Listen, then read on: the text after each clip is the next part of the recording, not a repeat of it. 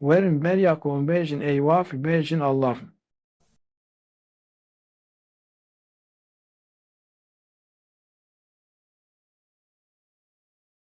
Ji bê yekê ji sedî sed piştrast bin. Ger hûn di jiyana vê dinyayê de nexwazin bikêjin Xwedê û dest bi zikra Allah Allah nekin, dema ku hûn bimirin hûnê tehdest bibêjin eyvah. Kîjan ayet? Secden 12.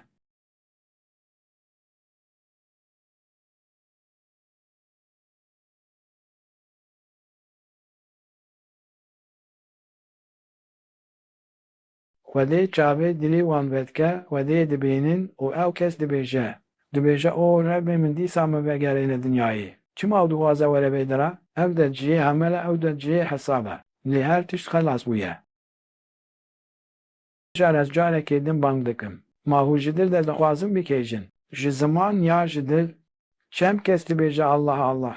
Erê, wê demê bêguman hûn bin, berya ku hûn bibêjin eyvah çi bêjin? Bêjin Allah.